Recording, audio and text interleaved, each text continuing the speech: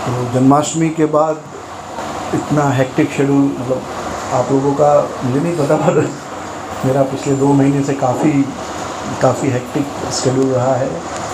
तो physically mentally बहुत थक जाते हैं हम लोग, विशेष रूप से जन्माष्टमी के समय। तो बाहर वालों के लिए फेस्टिवल है, लेकिन हम होस्ट हैं, गेस्ट नहीं, तो हमें ज़्यादा मेहनत और रहती और आनंद नहीं रहता जो फेस्टिवल का होना चाहिए। ये जन्माष्टमी, फिर राधाष्टमी थोड़ा आनंद से मनाया जाता है, उत्साह से, क्योंकि उसमें कुछ सेवा नहीं होती विशेष। ठीक हो रहा है? हरे कृष्ण। हाँ, हरे कृष्ण। तो बहुत समय के बाद हम सब मिल रहे हैं कोरोना के कारण। तो बहुत दिनों के बाद एक्चुअली जनरल प्रोग्राम हो रहा है, तो छोटे मोटे प्रोग्राम तो बहुत से हो रहे थे, बट आज बहुत दिनों के बाद एक कॉमन प्रोग्राम जिसमें सभी भक्त इनवाइटेड हैं। और ऐसा मेरे मन में विचार है कि हम लोग हर हफ्ते शनिवार को रोटेशन वाइज अलग अलग जगह ये जो श्रीवास आनंद का सत्संग है प्रारंभ कर देंगे, क्योंकि कोरोना चलते रहेगा, बराबर है, तो प्रवचन सत्संग भी चलते रहना चाहिए। तो एक दूसरे को मिलने से एक विशेष खुशी का अनुभव होता है, एक आनंद आता है। तो ये ऑफिशियली अनाउंस कर रहे हैं हम लोग कि अब से हर शनिवार, लोकेशन चेंज होती रहेगी, लेकिन हम लोग मिलेंगे सारे लोग, यही सेम जैसे पहले सत्संग होता था शनिवार के दिन।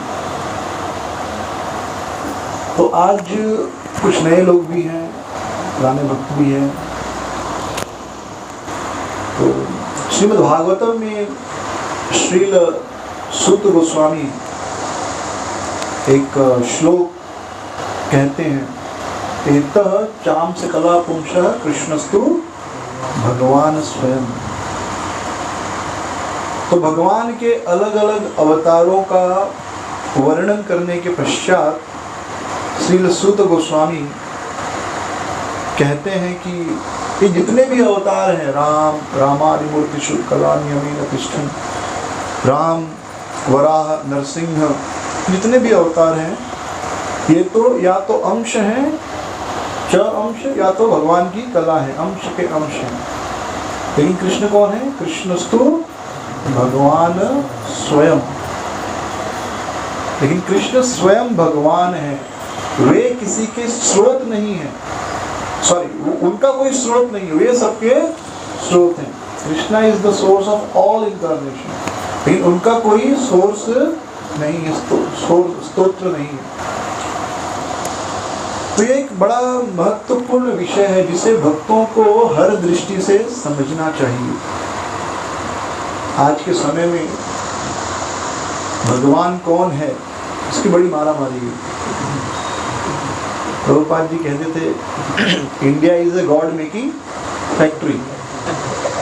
इंडिया में बहुत से भगवान हैं, हर 2, 4, 10 साल में एक भगवान पैदा होते रहते हैं जो अपने आप को भगवान होने का दावा करते हैं।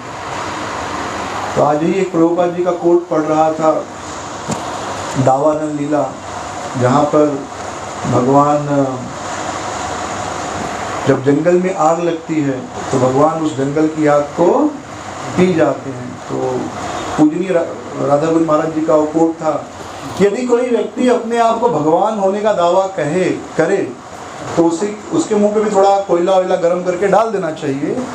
तो भगवान पूरी आग पी गए तो देखना चाहिए कि भाई ये कोयला, थोड़ा सा गर्म कोयला या थोड़ा अंगारा पी पाते कि, तो पता चलेगा कि भाई छोटे भगवान तो हैं कम से कम, चलो बड़े भगवान, या कोई गोवर्धन पर्वत जैसा ही पर्वत कोई छोटा पर्वत ही उठा ले, 1 घंटे के लिए उठा ले, तो यह संभव नहीं है।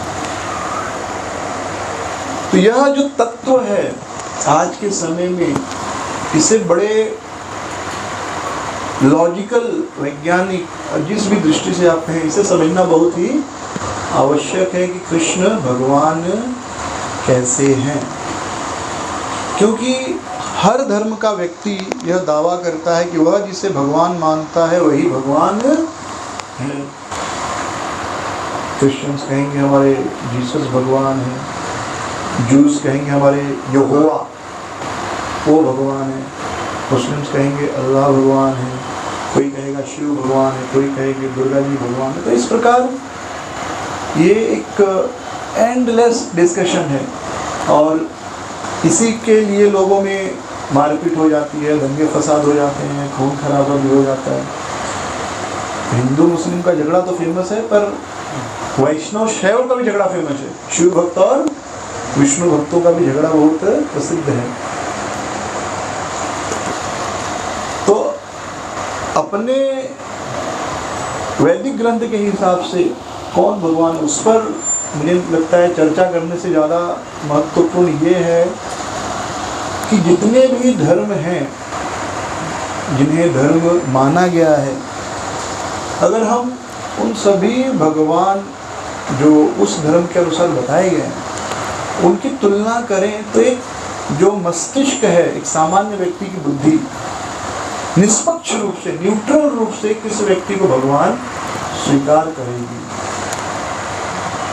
तो यदि आपको जीसस को जानना है, गॉड को जानना है, तो आपको बाइबल पढ़ना पड़ेगा, राइट। उस बाइबल में जीसस के भगवान होने का वर्णन है कि जीसस कैसे भगवान है, या गॉड के चरित्र का वर्णन है। अगर आपको अल्लाह के बारे में जानना है तो कुरान पढ़ना पड़ेगा, और यदि आपको कृष्ण के बारे में जानना है तो श्रीमद् भागवतम पढ़ना पड़ेगा। तो कोई व्यक्ति किसी भी धर्म का, कुछ एक्सेप्शन होंगे, उनको छोड़ दीजिए, तो यह दावा नहीं कर सकता कि उन्होंने कृष्ण को देखा है या अल्लाह को देखा है या जीसस को देखा, सब कुछ मरने के बाद, राइट। ये सब कुछ इस पे श्रद्धा पे है, चाहे आप भागवतम की चर्चा कीजिए या कुरान या बाइबल, ये सब किस पे है? श्रद्धा। श्रद्धा शब्द विश्वास कहे, सुदृढ़ निश्चय, ये विश्वास के ऊपर, फेथ के ऊपर। लेकिन जो श्रद्धा है वह श्रद्धा भी किस व्यक्ति पर हो, यह सोचना भी बड़ा आवश्यक है, राइट। पूरा जीवन विश्वास पे ही चलता है। जैसे आप जब एरोप्लेन में बैठते हैं तो आप क्या पायलट को चेक करते हैं, पायलट ने दारू पिया है कि नहीं, पायलट को हवाई जहाज उड़ाने आता है कि नहीं, तो एक विश्वास है, राइट। इनफैक्ट हम तो पायलट को देखते भी नहीं बहुत बार। अगर आप लेट पहुंच रहे, पायलट अंदर जाके कॉकपिट वगैरह बंद कर चुके होते हैं और आप बैठते हो कुर्सी पर, और उसके बाद पायलट प्लेन फ्लाई करता है, लैंड होता है, फिर आप उतर जाते हो, पायलट बाद में उतरता है, तो हमें ये भी नहीं पता होता अंदर पायलट है कि नहीं। एक बार एक व्यक्ति डबल डेकर बस में चढ़ गया, सेकंड फ्लोर पे, फिर बहुत चिल्लाती हुई, अरे अरे ये बस रोको रोको। सबने बोला क्या हो गया भाई? बोले अरे ऊपर ड्राइवर ही नहीं है, बिना ड्राइवर वाला बस। लेकिन फिर भी लोग डबल डेकर बस में चढ़ते हैं जबकि ऊपर ड्राइवर नहीं होता है, क्योंकि उनको विश्वास है कि कहीं ना कहीं ड्राइवर है। तो ये जो श्रद्धा है, विश्वास है, ये हर चीज का मूल है। बिना विश्वास कोई कार्य नहीं होता। तो इस चीज को रिजेक्ट करना कि श्रद्धा या प्रॉपर हमको एविडेंस चाहिए तभी हम कृष्ण को या किसी को भगवान मानेंगे, तो ये तर्कहीन है। क्योंकि जीवन में बहुत सारी चीजें श्रद्धा पर ही चलती हैं। हमारे पिता कौन है? किसी ने डीएनए टेस्ट नहीं किया, किसी ने किया आज तक? भले वो टेक्नोलॉजी है, लेकिन हम अपनी माता के कहने पर किसी को अपना पिता स्वीकार करते हैं। इनफैक्ट हमारी माँ कौन हो भी हमको पता नहीं, पैदा हुए थोड़ा हमको पता था, तो जिसके साथ रहे उसी को अपना माँ मानते हैं। तो भी एक विश्वास ही है। कोई हमने टेस्टिंग किया कि यही व्यक्ति मेरे माता पिता हैं? नहीं, किसी ने आज तक नहीं टेस्ट किया। तो एक विश्वास ही है ये। आज तक हम इसी विश्वास पर जी रहे हैं कि यह व्यक्ति मेरे पिताजी हैं, ये व्यक्ति मेरी माता है, राइट। मानते कि नहीं बात? किसी ने अभी तक साइंटिफिक प्रूफ लिया, एविडेंस लिया, वैज्ञानिक के पास जाकर टेस्टिंग किया, डॉक्टर के पास जाकर? नहीं। तो ये विश्वास ही है हम सबका। विश्वास पे ही हम किसी को अपने माता पिता के रूप में स्वीकार कर रहे हैं, और बाकी सारी चीजें विश्वास पर ही चल रही हैं। लेकिन विश्वास किस पर किया जाए? जैसे हम किसी को भी अपना माता पिता नहीं मान लेते। जो व्यक्ति हमारा पालन पोषण करता है, हमें प्रेम करता है, हमारी आवश्यकताओं की पूर्ति करता है, उसी को हम माता पिता मानते हैं। विश्वास है, कभी टेस्टिंग नहीं किया, लेकिन वो विश्वास का भी एक कारण है।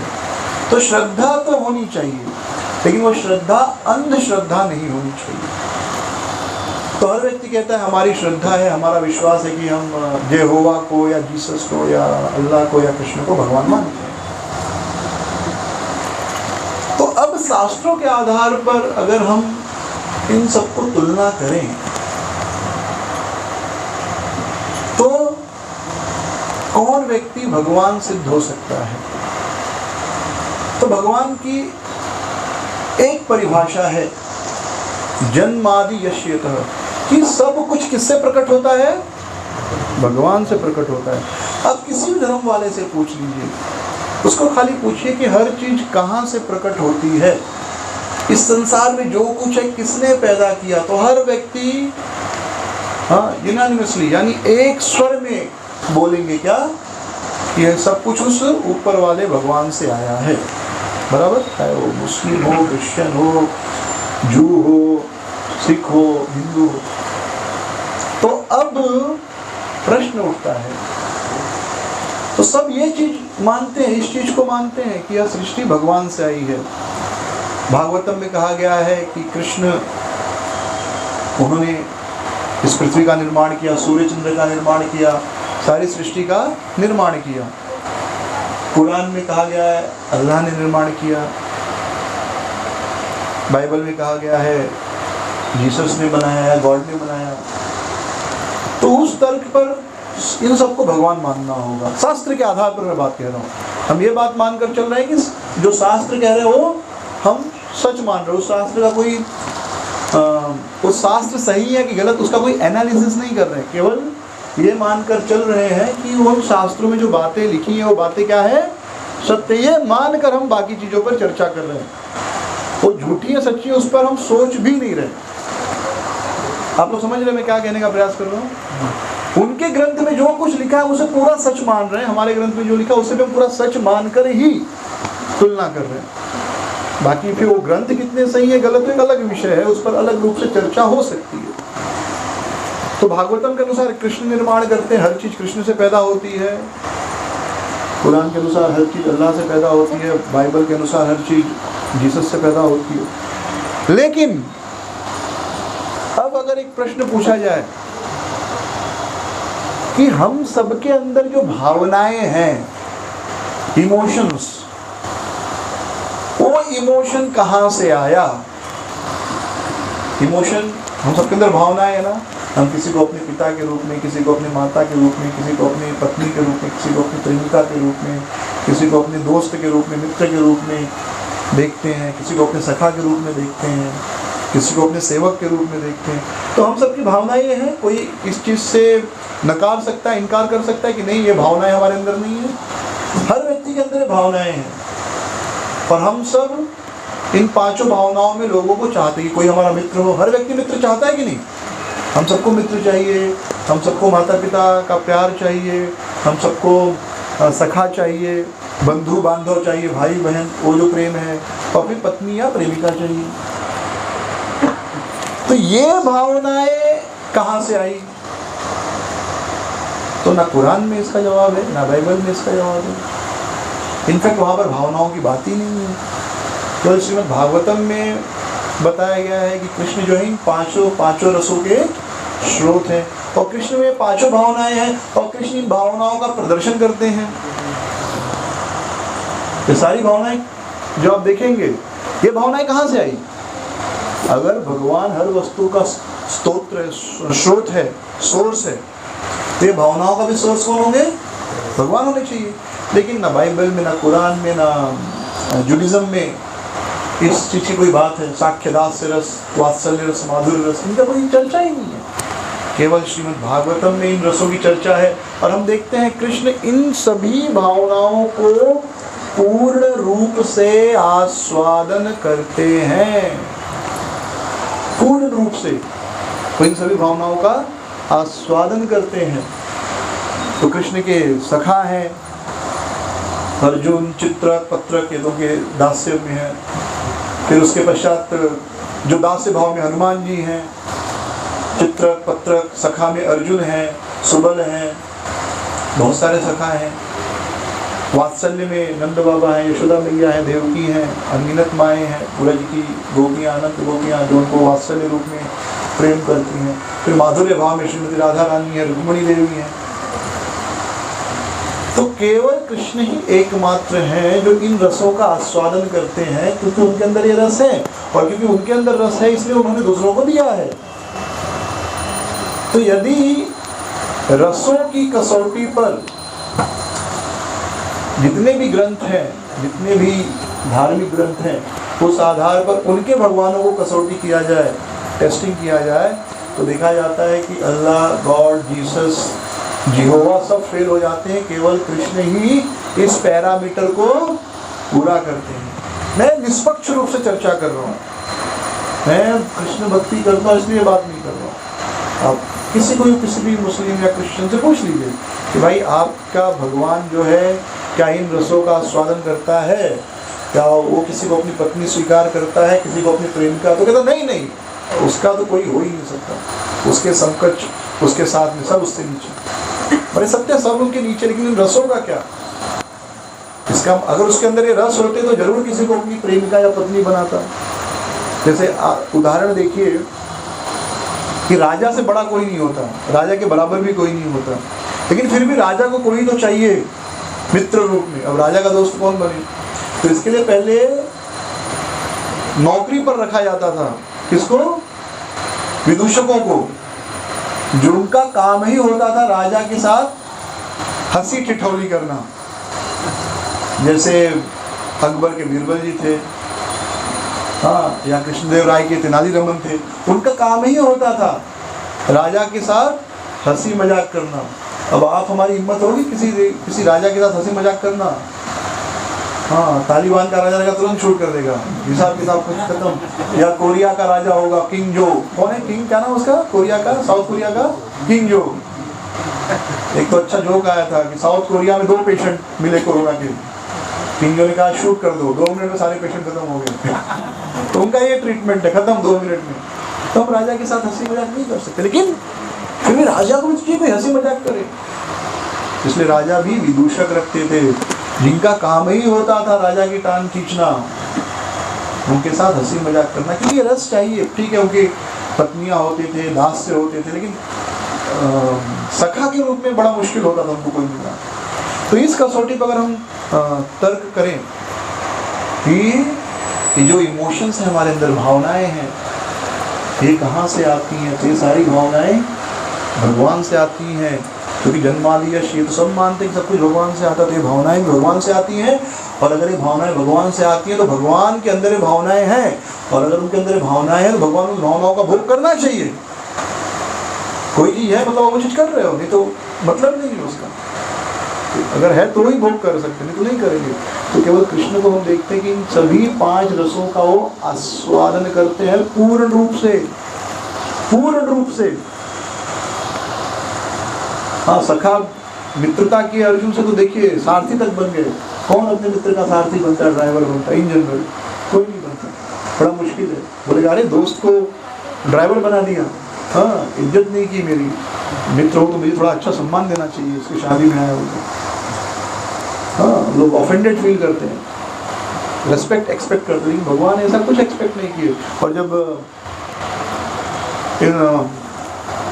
अश्वमेध यज्ञ हुआ तो भगवान क्या कर रहे हैं? जूठा पत्थर उतारने का सेवा ले लिया, जूठा पत्थर उठाने का, ऋषि मुनियों का चप्पल उठाने का सेवा ले लिया कि भाई हमारे दोस्त के घर में जो है इतना बड़ा उत्सव है। तो आप देखेंगे कि जो सारे इमोशंस हैं, चाहे मित्रता के हो, चाहे माधुर्य में देखिए, माधुर्य रस में देखिए तो प्रेमिका, तो भगवान की अनंत प्रेमिकाएं हैं, ब्रज की गोपियां, पूर्ण रूप से भगवान उस रस का आस्वादन किए। पर किया रस, फिर स्वकिया रस, विवाह किए तो पूरा 16,108 विवाह किए, और सबको पूर्ण रूप से संतुष्ट रखे, कोई स्त्री उनसे दुखी नहीं थी।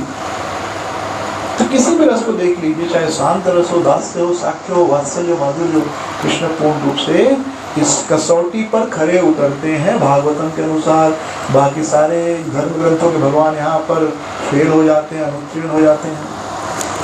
फिर दया, सभी ग्रंथों में कहा गया है कि भगवान दया के स्तोत्र है, दया के स्रोत है, दयालु है, परम दयालु है, दया के सागर है, करुणा सागर, दया सागर। कोई भी ग्रंथ, ऑल मर्सीफुल।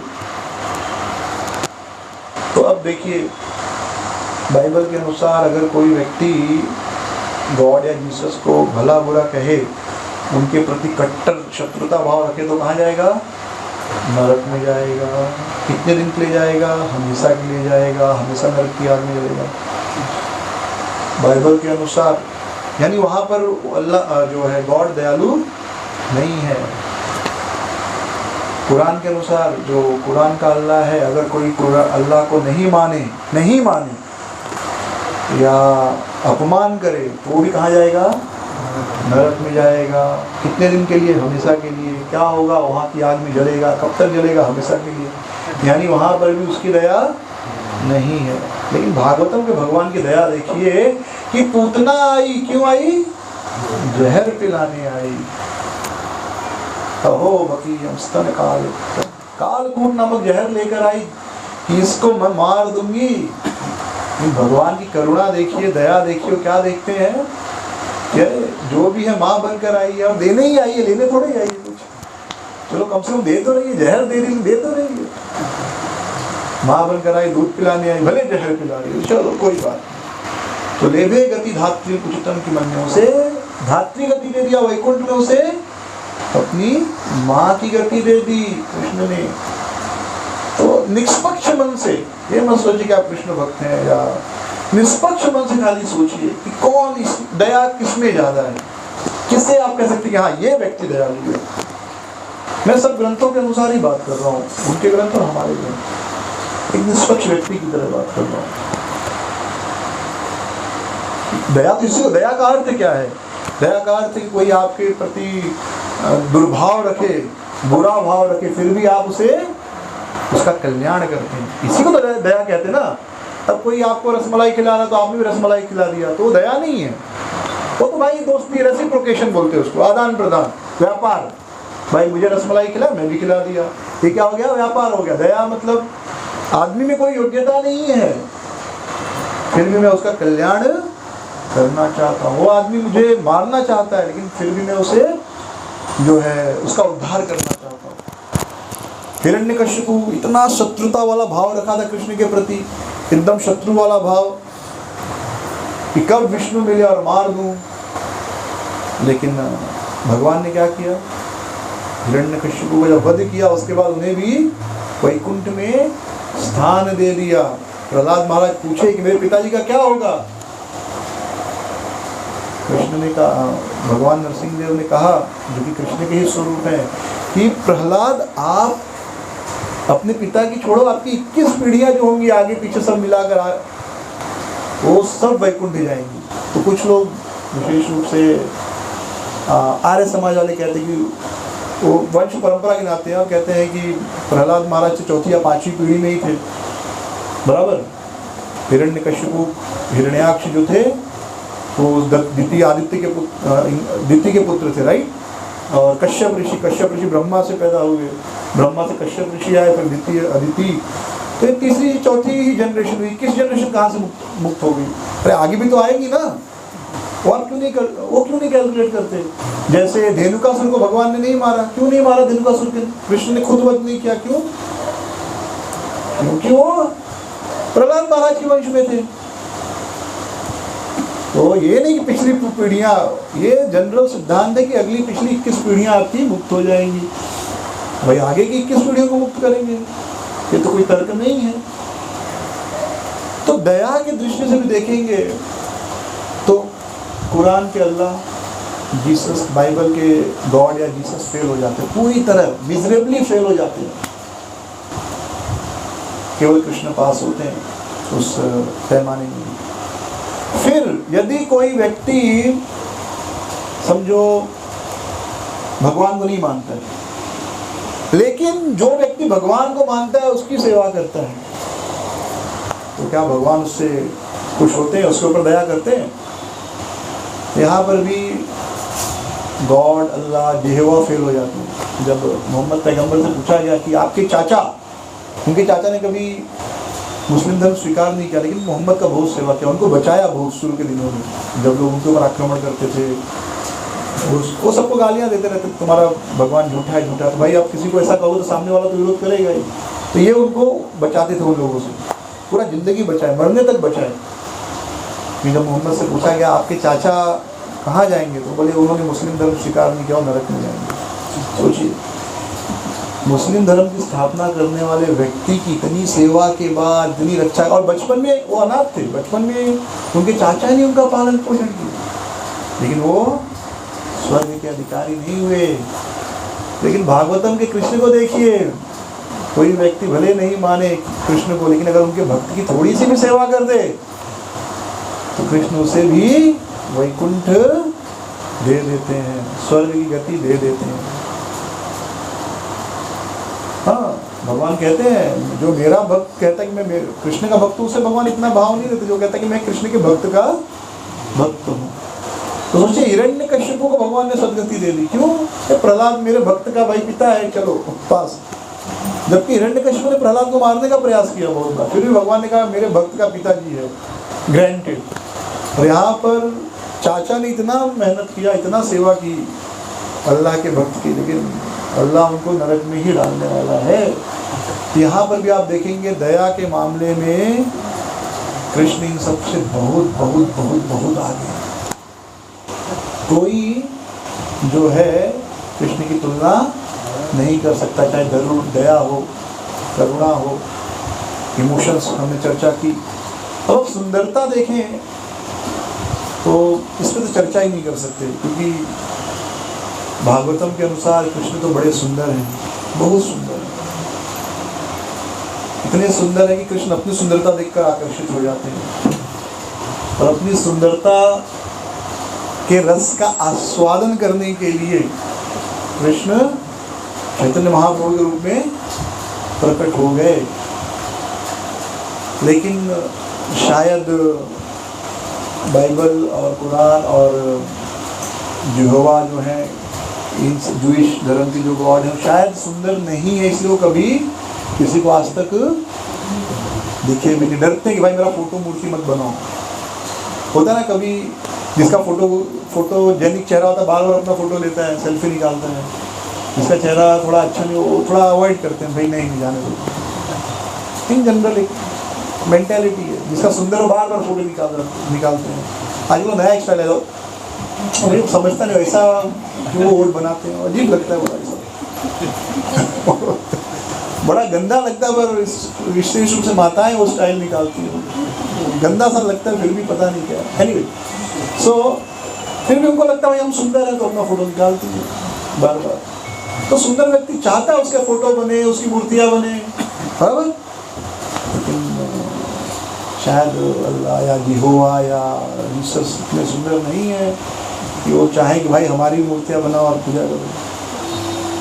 तो इस प्रकार ऐसे 18 पैरामीटर हैं जो मैंने एक वीडियो भी है यूट्यूब पे मैंने डाला है, जिस पे चर्चा की है 18 अलग अलग 17 से 18 अलग अलग बिंदुओं पर कि कृष्ण ही भगवान हो सकते हैं अगर हम शास्त्रों के अनुसार देखें। मैं इस पर कौन से शास्त्र सही है गलत है उस पर चर्चा ही नहीं कर रहा हूँ, उस पर भी चर्चा करेंगे तो पता चलेगा कि श्रीमद् भागवतम की तुलना में कुरान बाइबल कहीं टिकती ही नहीं।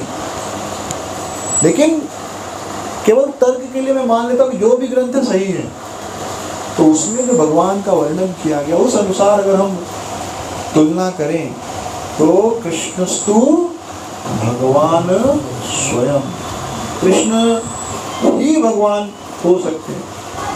अगर कोई कहे भगवान है नहीं है तो भगवान नहीं है तो बात ही नहीं, लेकिन अगर भगवान है तो भगवान को जानने का तरीका क्या है? ग्रंथ द्वारा ही भगवान को जानेंगे ना।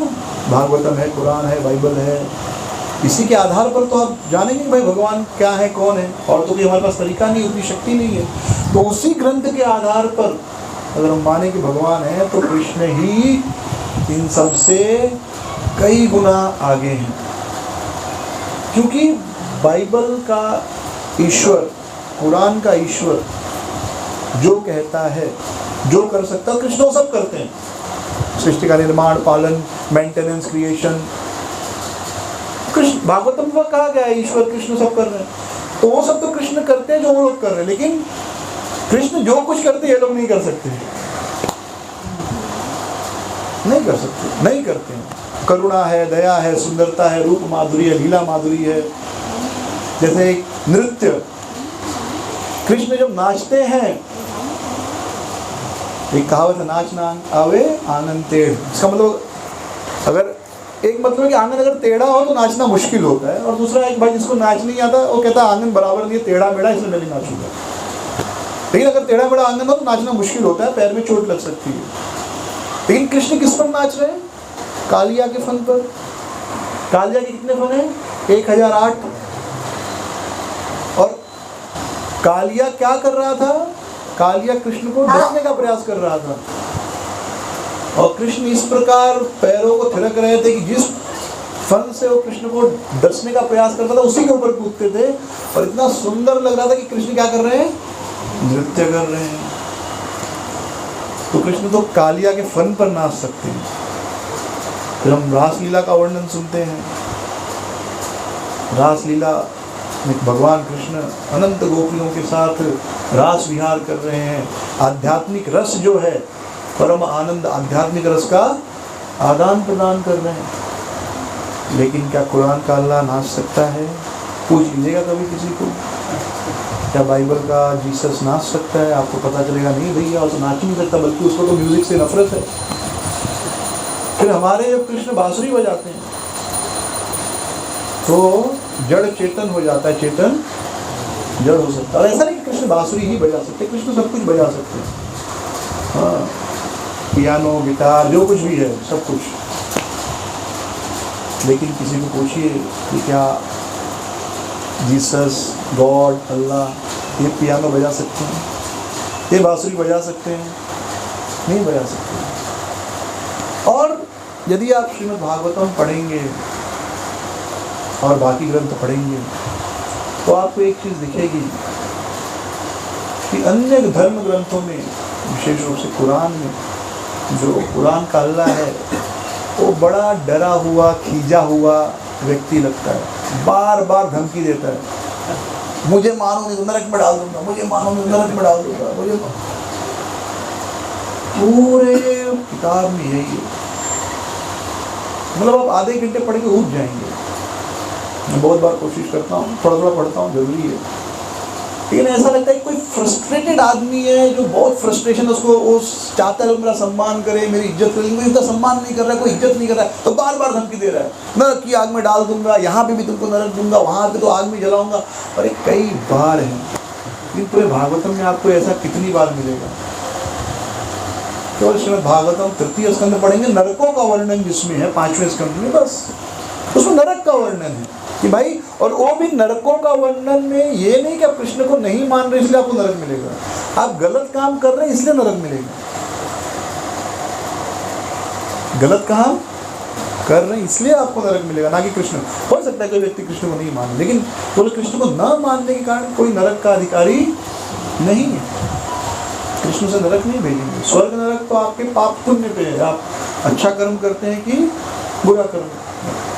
और गोलोक धाम जाना तो भाई कृष्ण का पूजा करना पड़ेगा, अगर गोलोक जाना है तो। लेकिन स्वर्ग नरक तो आप अपना अच्छा बुरा जो कर्म करते हैं उसके अनुसार है। लेकिन बाकी जो धर्म ग्रंथ हैं, बाइबल और कुरान, वहाँ पर आप उनके भगवान को मानते हैं या नहीं मानते, उस आधार पर आपको नरक और स्वर्ग है। आप बहुत अच्छे व्यक्ति हैं, लेकिन यदि आप यहोवा, जीसस या अल्लाह को नहीं मानते तो आप नरक जाएंगे। खाली नहीं मानते तो बाकी आप बहुत अच्छे आदमी, लोगों गरीबों को खाना खिला रहे हैं, लोगों को कंबल बांट रहे हैं, जो गरीब बच्चों की मदद कर रहे हैं, बहुत अच्छे अच्छे काम कर रहे हैं, लेकिन फिर भी आप कहाँ के अधिकारी हैं? नरक के अधिकारी। क्यों? क्योंकि आप भाई उनके भगवान को नहीं मानते हो। तो एक खींचे हुए व्यक्ति को, जो इन्फीरियरिटी कॉम्प्लेक्स है जिस व्यक्ति को, ऐसे व्यक्ति का लक्षण है। तो पूरे कुरान बाइबल में आप देखेंगे जो अल्लाह है या गॉड है, वो एक फ्रस्ट्रेटेड आदमी लगता है, बार बार धमकी देता है, मुझे मानो नहीं तो नरक में डाल दूंगा, तुमको नहीं पता, मैं नहीं बनाया, मैंने ही किया। कुछ लोग बोलते मैं बार मैंने ये किया, मैंने वो किया। तो एक फ्रस्ट्रेटेड आदमी लगता है जब आप बाइबल कुरान पढ़ते हैं, उसमें कोई रस नहीं मिलता। लेकिन जैसे आप श्रीमद् भागवतम पढ़ते हैं, भागवतम पढ़ने के बाद हृदय में प्रेम उत्पन्न होता है कृष्ण के प्रति, डर वाला प्रेम नहीं। हरे कृष्णा। प्रभु जी थोड़ा बाहर आराम से बैठ, साइलेंस कर दीजिए। तो भागवतम पढ़ने के बाद प्रेम वाला प्रेम उत्पन्न होता है। अरे काश कृष्ण मेरे पिता बन जाते, काश मैं कृष्ण की माँ होती, काश कृष्ण मेरे मित्र होते। ये प्रेम उत्पन्न होता है। बाइबल कुरान पढ़ के भी प्रेम उत्पन्न होता है। कौन सा? भय बिन होत न प्रीत। अरे बाप रे, नहीं माना तो नरक में जलाएगा, और भी कब तक? हमेशा के लिए। हाँ, आप सर्वश्रेष्ठ हो, आप ही आप हो, और आपके अलावा कोई। दिमाग एकदम, आदमी एकदम डरे हुए, डर जाता है, एकदम डर, उसके अंदर डर बैठ जाता है, और इतना डर बैठ जाता है कि वो फिर किसी को भी मार सकता है। जो आदमी बाहर से ये दिखाता है कि मैं बहुत मजबूत हूँ, अंदर से वास्तव में बड़ा कमजोर और खोखला होता है। इतना याद रखिए। मैंने पर्सनल भी अनुभव किया है लोगों के साथ कि जब हम बहुत खोखले होते हैं, बड़े कमज़ोर होते हैं, अंदर से बहुत डर होता है, तो बाहर से दिखाने की कोशिश करते हैं कि हम बहुत स्ट्रांग हैं, हमें डर नहीं है किसी का। तो निष्पक्ष रूप से हम सबको ये कन्विंस होना चाहिए, कृष्ण भगवान है, कृष्णस्तु भगवान स्वयं। और किसी भी व्यक्ति से आप इस आधार पर, तो इतने पॉइंट के आधार पर आप किसी भी, आपका कोई बच्चा किसी और धर्म की ओर आकर्षित हो रहा है, इतना खाली उसको बता दीजिए, सुना दीजिए। है तो हजारों चीजें, इतनी चीजों का जवाब नहीं देता है, और ये हमारे श्रद्धा के लिए बड़ी आवश्यक है। फिर आता है एक तर्क किसका? नास्तिकों का। नास्तिक भी इंपॉर्टेंट है, उनके भी लॉजिक आप सुनेंगे तो थोड़ी देर के लिए आप भी नास्तिक बन जाएंगे। बढ़िया बढ़िया लॉजिक। और उनका कहना है कि भाई इन किताबों के कारण ही समाज में इतना दुख है, समस्या है, तकलीफ है, तो हमें कौन सा धर्म अपनाना चाहिए? मनुष्य धर्म। हम क्या है? मनुष्य हैं, एक दूसरे की सेवा करना, मदद करना। लेकिन वास्तव में ये तर्क जो है ज़्यादा देर टिकता नहीं, क्योंकि इस संसार में धर्म जो है वो झगड़े का कारण नहीं है। असली कारण क्या है? व्यक्ति के हृदय का अनर्थ, काम, क्रोध, लालच, अहंकार, माया और ईर्ष्या। ये जो है, ये आप देखेंगे जब दो व्यक्तियों में झगड़ा होता है तो इन कारणों से ही झगड़ा होता है, और कोई दूसरा कारण नहीं है। ईगो सबसे महत्वपूर्ण कारण है, ईगो और एनवी, अहंकार और ईर्ष्या।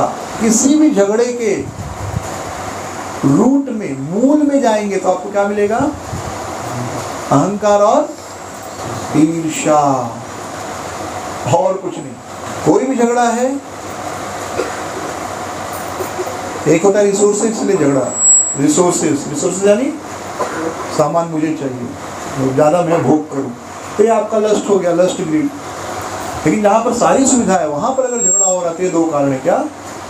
ईर्ष्या और अहंकार। यही मूल कारण है। बाकी काम क्रोध, दुनिया में जितने झगड़े हो रहे हैं, अब तालिबान अफगानिस्तान पे आक्रमण कर रहे हैं, क्यों भाई? वो भी तो मुसलमान है, आप भी मुसलमान, झगड़ा क्यों? लेकिन नहीं, हम सुन्नी हो, मुसलमान हैं, और सुन्नी में भी एक स्पेसिफिक पंथ है, तो हमको वो वाला कल्ट को डोमिनेट करना सबके ऊपर। ये मूल कारण हो नहीं, मूल है हमको राज्य चाहिए, लेकिन अब किस बहाने? कुछ तो बहाना देना पड़ेगा ना। तो असली कारण हमारा अहंकार और हमारी ईर्ष्या। इस संसार में जितने भी झगड़े हो रहे हैं, मूल कारण देशों के बीच, राज्यों के बीच, पावर, और पावर क्यों पाना है? अहंकार और ईर्ष्या के कारण। तो नास्तिक अगर व्यक्ति बनते हैं तो समाज आज जितना है उससे भी ज़्यादा खराब हो जाएगा। आज समाज जो है उससे भी ज़्यादा खराब हो जाएगा, क्योंकि धर्म के कारण लोग कम से कम दान देते हैं, दूसरों की सहायता करते हैं, अन्नदान करते हैं। एक भावना होती है, अन्नदान करेंगे तो भगवान हमको पुण्य देगा, तो दूसरों की मदद करते हैं, समाज में नियमों का पालन करते हैं। सामाजिक ताना बाना, अगर नास्तिक बन जाए तो पूरा सामाजिक ताना बाना टूट जाएगा, फिर कोई किसी से डरेगा ही नहीं। जो ताकतवर है वो गरीबों पर, कमजोर लोगों पर अत्याचार करेगा। तो नास्तिकों का भी जो तर्क है वह टिकता नहीं। और दूसरा, अगर नास्तिक सही है तो एनीवे, अगर भगवान है ही नहीं तो मरने के बाद क्या नुकसान है? कुछ नहीं। लेकिन अगर भगवान है तो तब तो भाई समस्या है ना। तो सबसे ज़्यादा बुद्धिमानी क्या है? जिस चीज़ का होप है, क्योंकि दुनिया होप पर चलती है। किस पर चलती है? भविष्य में कुछ मिलेगा। दुनिया इसी पे चलती है। माता पिता बच्चे को पैदा करती है, सोच के बुढ़ापे में सहारा देगा, बुढ़ापे में सहारा देगा नहीं देगा किसको पता, लेकिन होप है। तो आस्तिक बनकर भगवान की भक्ति करने में ज़्यादा उम्मीद है, आदमी उम्मीद से खुश होता है। जैसे अगर रहे भाई कल जन्माष्टमी है या परसों जो है प्रभुपाद जी का अपीयरेंस डे है और बहुत बड़ा फीस्ट होने वाला है, तो मेन्यू देखते हैं। हाँ, शाही पनीर रहेगा, पुलाव रहेगा, बासुंदी रहेगी, तो 3-4 दिन से हम उस आनंद में रहेंगे। उस दिन जाएंगे और खाएंगे, ये उम्मीद है। या मेरा बर्थडे है एक हफ्ते बाद, 15 दिन, बच्चे को मैंने देखा बड़े खुश होते हैं। उनका बर्थडे जब आने वाला होता है हफ्ते 15 दिन पहले ही, they are in different world. तो मेरा बर्थडे है, केक काटेंगे, तो 15 दिन वो खुश रहते हैं। केक खाली 1 मिनट के लिए कटता है, खुश कितने दिन रहते हैं? 15 दिन। क्योंकि happiness is the state of mind actually. आपको बड़ा घर, बड़ा टीवी, बड़ी कार, उसमें खुशी नहीं है। खुशी कहाँ है? यहाँ पर मन में। अगर आप वो स्टेट ऑफ माइंड में है तो आप खुश हैं। तो जब शास्त्र पढ़ते हैं, भक्ति करते हैं, तो हमारी चेतना इतनी सुंदर हो जाती है कि व्यक्ति सुसुखम कर्तुम अव्ययम, हमेशा सुखी रह सकता है। क्योंकि पहली बात तो इस संसार में सुखी रहता है। अब देखिए, लोग बर्थडे मनाते, नास्तिक लोग, तो हैप्पी बर्थडे टू यू करते हैं, केक काटते हैं, लोगों को खिलाते, केक एक दूसरे के क्या मुंह पर पोंछते हैं, बराबर। पता नहीं उसमें कौन सी खुशी मिलती है। एक मैंने वीडियो देखा, 1 मिनट का क्लिप था, तो रात को 12 बजे कहाँ जन्मदिन मना रहे हैं, तो रोड पर गाड़ी पर 4-5 केक रख के 12 बजे केक काटे और फिर सब केक उठा कर पूरा केक एक दूसरे के मुँह पे डाल दिया। और उस समय लोगों को याद नहीं आता कि देखो ये वेस्ट ऑफ मनी है, वेस्ट ऑफ, कितने गरीबों को ये खाना मिल जाता है इतने केक के बदले, राइट। तब लोगों को याद नहीं आता। लेकिन जब मंदिर में भगवान का अभिषेक होता है या जब शंकर जी को दूध चढ़ाते तो तब याद आता है नास्तिक को। तो वो भी कुछ ना कुछ कर ही रहे हैं, कुछ ना कुछ आपका पैरामीटर है सुख खुशी मनाने का, कुछ ना कुछ आपने एक स्टैंडर्ड सेट कर लिया। भाई जन्मदिन पे केक काटना है एक दूसरे के, अभी नया स्टैंडर्ड ये आया है कि केक जब तक गाल पे नहीं पोतोगे तब तक जन्मदिन नहीं माना जाएगा। तो गाल पे पोत कर थोड़ा, हाँ भाई हमने एक रिचुअल सबको मानना है। अगरबत्ती फूकने से क्या होने वाला है, होता है कुछ, लेकिन एक रिचुअल मानते हैं। तो आप चाहे नास्तिक हो चाहे आस्तिक हो, कुछ ना कुछ रिचुअल हर व्यक्ति को मानना पड़ता ही है। कोई भी व्यक्ति हो, हाथ मिलाना, नमस्कार करना भी रिचुअल है। तो अब आस्तिक या नास्तिक, बिना रिचुअल के कोई भी आप उत्सव अपना पूरा नहीं कर सकते। लेकिन भक्ति वाले जो रिचुअल्स हैं, कीर्तन में नाचना, गाना, भक्तों के साथ मिलना, धाम जाना, यात्रा करना, इसमें डबल बेनिफिट है। इस संसार में भी आप सुखी हैं और आपको एक होप है कि कुछ भी होगा तो कृष्ण तो है मेरे साथ। बहुत से लोग केवल बिना होप के मर जाते हैं। कहते हैं डूबते को तिनके का सहारा। तो अगर डूबते को तिनके का सहारा है तो उस डूबते को अगर कृष्ण का सहारा होगा तो कितना खुश होगा। तो तिनके का सहारा अच्छा है कि कृष्ण का सहारा अच्छा है कि बिना सहारा अच्छा है? कृष्ण का सहारा ज्यादा अच्छा है ना। तिनके से तो अच्छा कृष्ण है कम से कम। तो नास्तिक को तो ना तिनके का सहारा है ना कृष्ण का सहारा है। कल उसके जीवन में डिप्रेशन आएगा, फ्रस्ट्रेशन आएगा, जब मार्केट क्रैश होगा, नौकरी चली जाएगी, तो किस सहारे पर जिंदा रहेगा?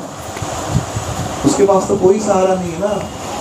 नहीं चलो कृष्ण है, ठीक कर देंगे सब, भगवान है, ठीक कर देंगे सब, तो डिप्रेशन में जाएगा, सुसाइड कर लेगा। लेकिन जो आस्तिक हैं, जो भगवान को मानते हैं, सही गलत तो बात की बात है, उस पर अलग चर्चा, उनको एक सहारा है, एक होप है कि नहीं सब ठीक हो जाएगा। मानते कि नहीं ये बात, पर ठीक होता भी है। एक बार एक व्यक्ति, उसकी मृत्यु हो रही थी, तो उसके पास 17 घोड़े थे, 17 घोड़े थे। कितने? 17 घोड़े। तो उन्होंने अपने तीनों बच्चों को बुलाया और बोला तुम तीनों इस घोड़े को बांट लेना, इन घोड़ों को बांट लेना। सबसे बड़े को कहा कि तुमको इसका कितना मिलेगा, जितने घोड़े उसका 50%, हाथ आधा आप ले लेना। दूसरे को कहा कि आप इसका 1/6 लेना, कितना? 1/6, 1/6। और तीसरे से बोला कि आपको इसका 9वां हिस्सा मिलेगा।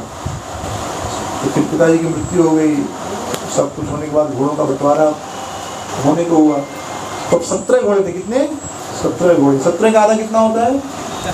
8.5, यानी घोड़ा काटना पड़ेगा। सब बोले घोड़ा काटेंगे ना तुमको फायदा ना मुझको फायदा। 17 का 6ठा हिस्सा भी जो होता है वो भी काटना पड़ेगा, 9वां हिस्सा भी काटना पड़ेगा और बराबर होने वाला। तो सब परेशान, पिताजी कौन सा अजीब पहेली देकर चले गए। तो उसी समय एक बुद्धिमान व्यक्ति इस गांव में था, उसने कहा अच्छा यही समस्या है, मेरा भी एक घोड़ा, उसको आपके घोड़े में मिला लो। तो उनका घोड़ा मिल गया, तो कुल कितने घोड़े हो गए? 18 घोड़े हो गए। बड़े बेटे को कितना मिलना था? आधा। 18 का आधा कितना? 9 बड़े को मिल गया। दूसरे बेटे को कितना मिलना था? छठा हिस्सा।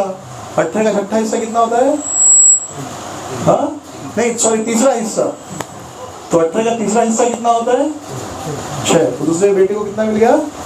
6 मिल गया, तीसरा हिस्सा मिल गया ना। 17 का 3 हिस्सा नहीं कर सकते, लेकिन 18 का 3 हिस्सा तो 6 मिल गया। और तीसरे बेटे को कितना हिस्सा मिलना चाहिए? 9वां हिस्सा। 9वां हिस्सा यानी 18 का 9वां हिस्सा कितना हो गया? 2। तो टोटल कितना हो गए? 9, 6 और 2 कितने हो गए? 17 हो गए। एक घोड़ा बच भी गया और 17 का डिवीजन भी हो गया कि नहीं?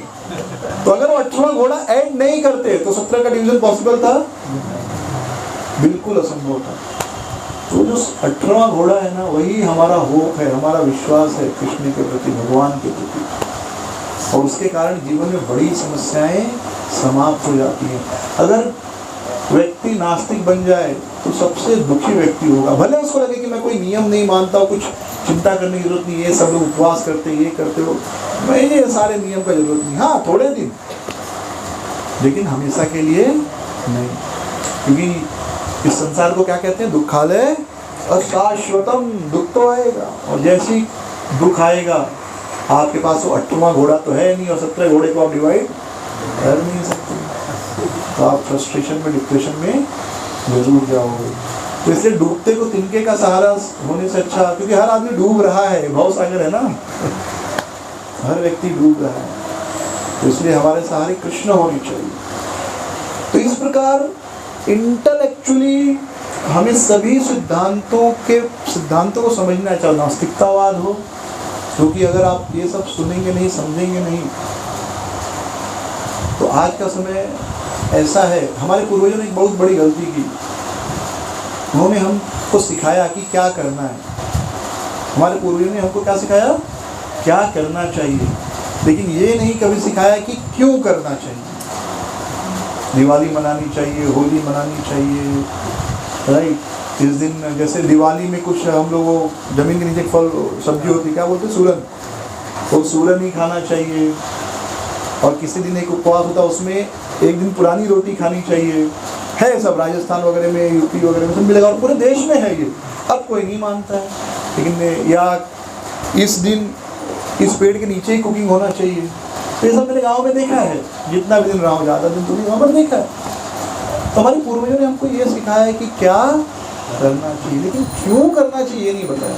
खड़े होकर पानी नहीं, वो कहेंगे आप खड़े होकर पानी पियोगे, वो कहेंगे अरे भूत पानी पी रहा है, फिर तुमको पानी का फायदा नहीं मिलेगा, बैठ के पियो।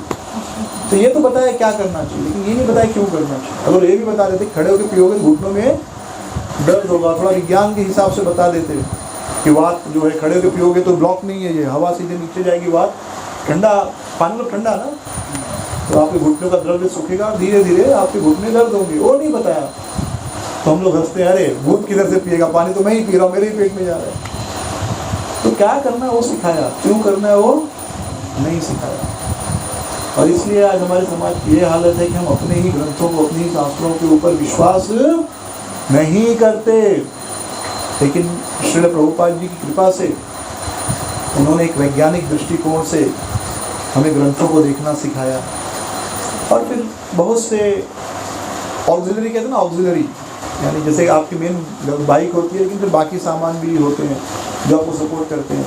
तो ऐसे बहुत से लोग जो कृष्ण भक्त तो नहीं है, लेकिन सनातन धर्म को मानने वाले हैं, हाँ हिंदू हैं, सनातन धर्म को मानते हैं, उन सबके जैसे उत्तम महेश्वरी जी हो गए, गौ सेवा के ऊपर हैं, और ऐसे बहुत से लोग जिनके कारण आज हम सब अपने ग्रंथों के वैज्ञानिक दृष्टिकोण को भी समझ पा रहे हैं। तो ये हर व्यक्ति का कर्तव्य है, जो व्यक्ति अपने आप को हिंदू कहता है, भक्त कहता है, कि वह खुद रोज पहले तो भगवान का नाम जप करे और अपने ग्रंथों का प्रचार वैज्ञानिक आधार पर करे, और साथ में बताए कि कैसे ही कृष्ण भगवान हो सकते हैं।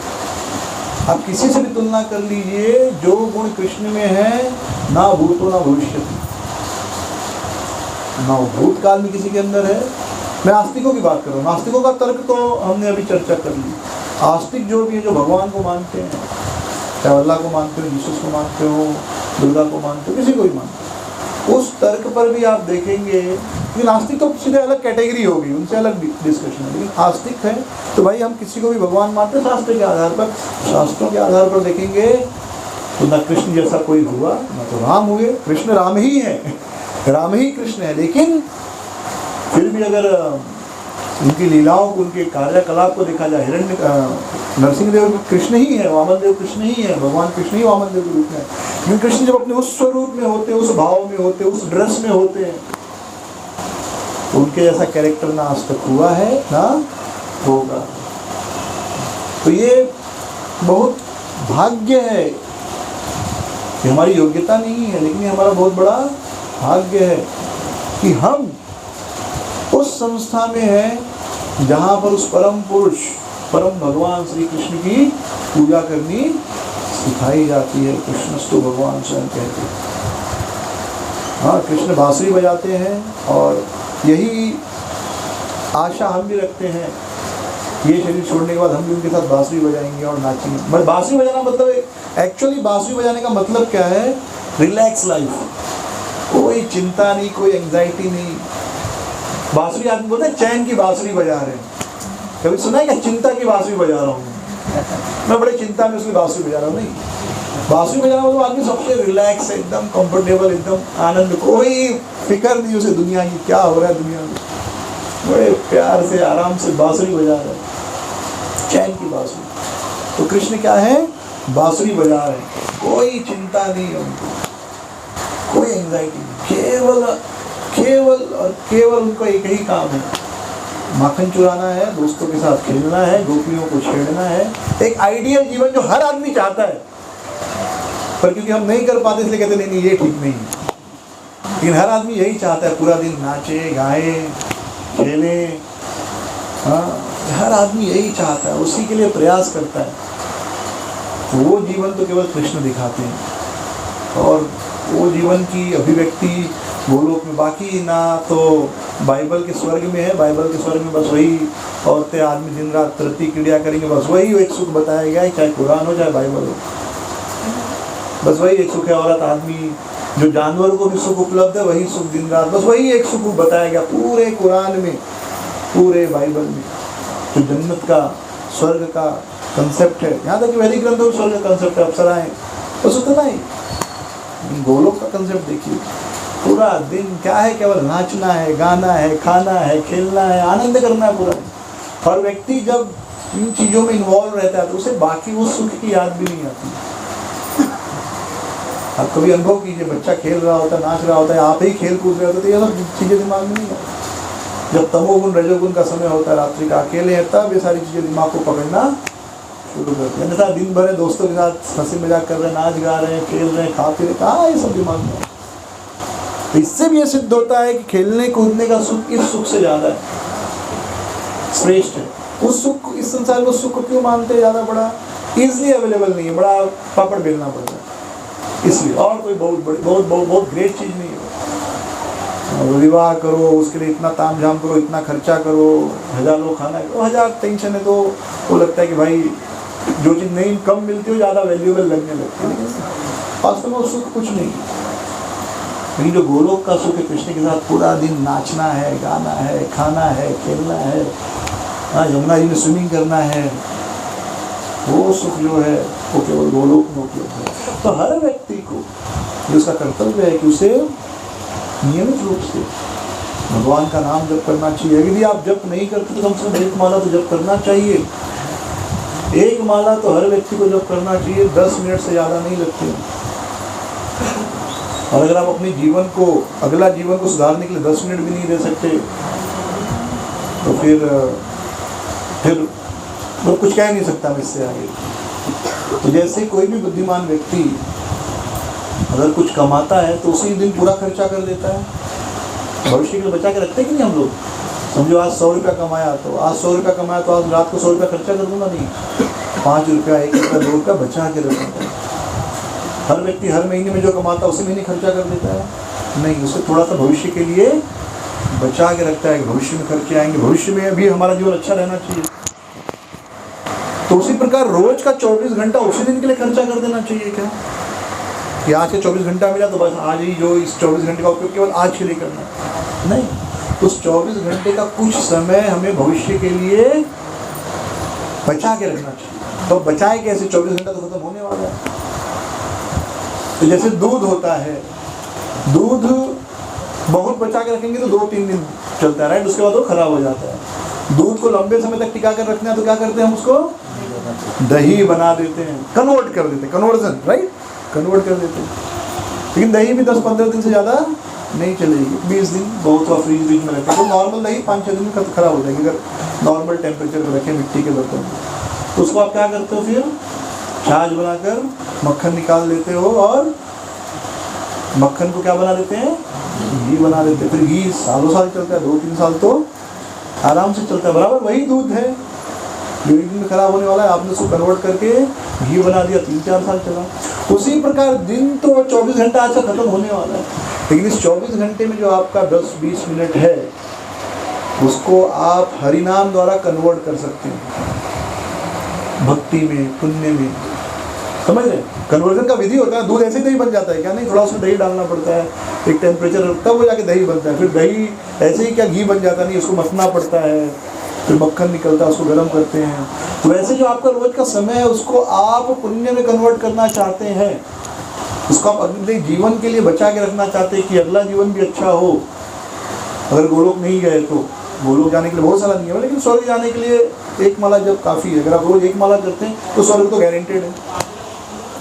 अगर व्यक्ति रोज एक माला जब करे तो स्वर्ग तो उसको पक्का है, और नरक से उसको मुक्ति भी पक्की है।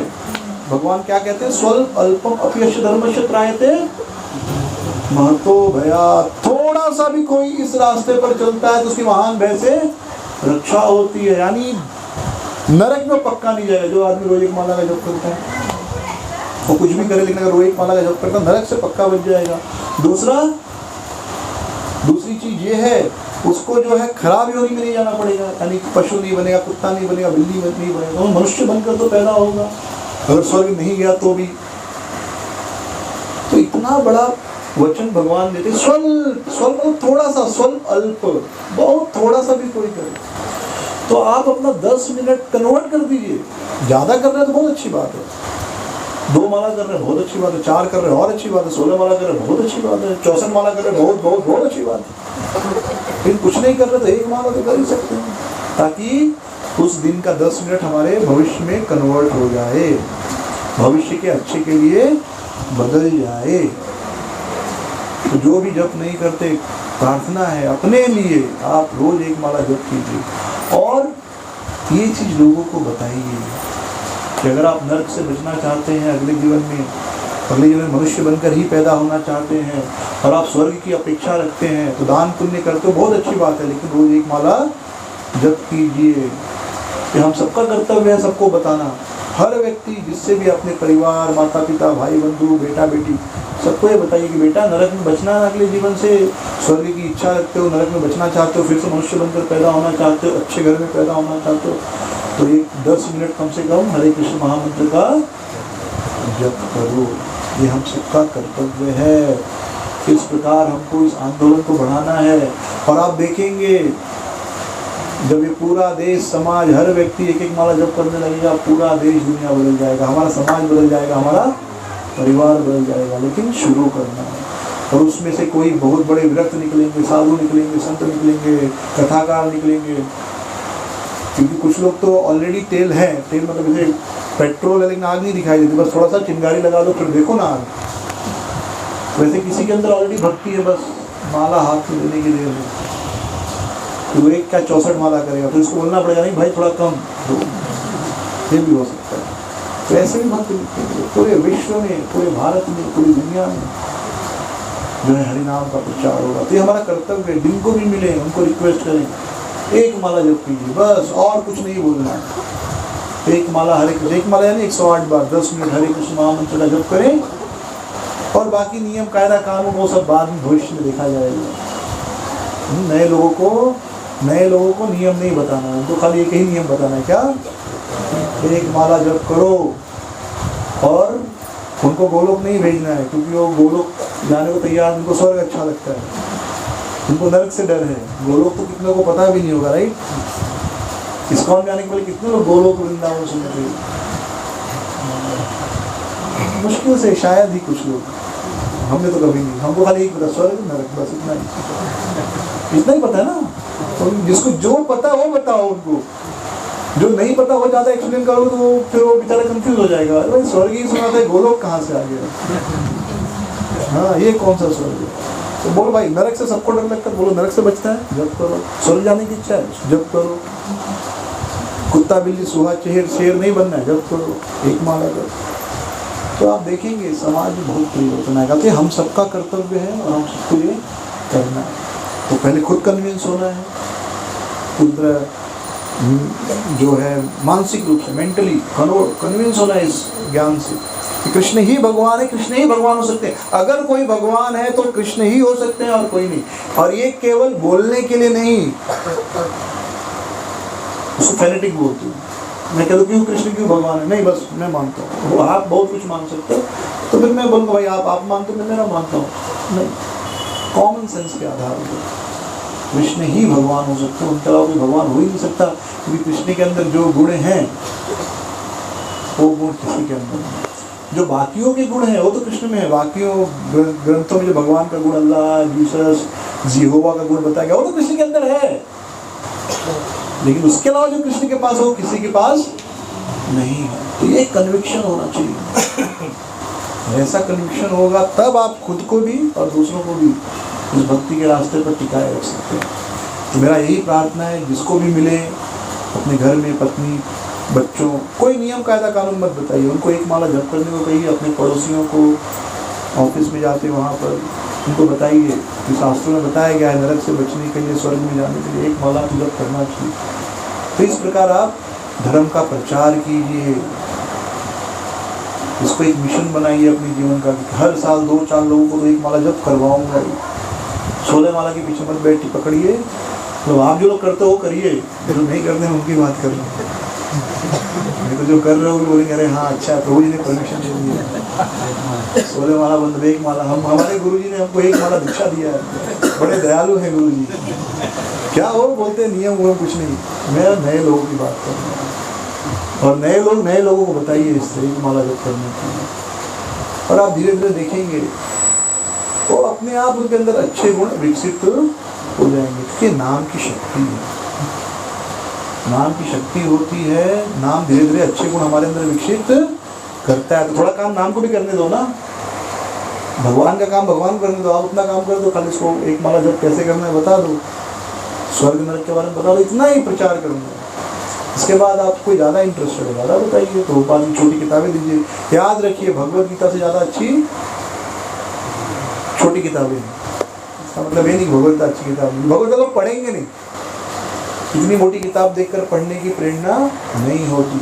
जैसे प्रभुपाद की जो छोटी किताबें हैं, जैसे प्रहलाद महाराज की शिक्षाएं, हरे कृष्णा चुनौती, जन्म मृत्यु से परे, वो किताबें गिफ्ट में दीजिए। भगवद गीता देने और लेने में अच्छी लगती हैं, लेकिन आप 10,000 लोगों को बांटेंगे तो शायद कोई एक पढ़ेगा। लेकिन एक छोटी किताबें आप 10,000 को बांटेंगे तो गारंटेड 1,000 लोग पढ़ेंगे और शायद 2,000 भी पढ़ेंगे। और जितनी पतली किताब रहेगी उतने ज़्यादा लोग पढ़ेंगे। और जो छोटी किताब पढ़ेगा उसमें से जरूर कोई भगवद गीता खरीदेगा।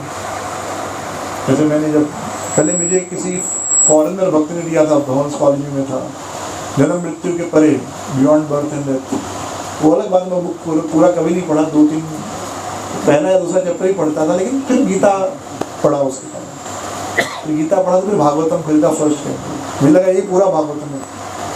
बाद में मालूम पड़ा ऐसी 18 किताबें हैं। तो एक भक्त 18 किताब 5,000, स्कूल के दिन में 5,000 रुपया बड़ा मुश्किल हो। तो किसी भक्त से सेकंड कैंटो लिया, थर्ड कैंटो। घर वाले परेशान, बोले आदमी कौन सा पढ़ाई कर रहा है, मोटी मोटी भागवतम रखी है। लेकिन छोटी किताबों से शुरुआत होती है, बहुत फर्क पड़ता है। आप सबका एक कर्तव्य है, इसमें मत पड़े कि सबको 16 माला ही कराना, सबसे प्यार जैसे छुड़वा देना, तो सबसे चाय छुड़वाना, वो सब बहुत बात की बात है। सबसे पहले उनको देना है, छोड़ना मुश्किल है, पकड़ना ईजी है। किसी को कहो कुछ छोड़ दो, उसके लिए मुश्किल है, लेकिन किसी को कुछ नया दो, पकड़ना आसान। उसको हरि नाम दीजिए, वो हरि नाम बाकी सारे कार्य करेगा। तो आज यहीं पे स्टॉप करेंगे। हरे कृष्ण। श्रील प्रभुपाद की जय। और प्रेमानंदे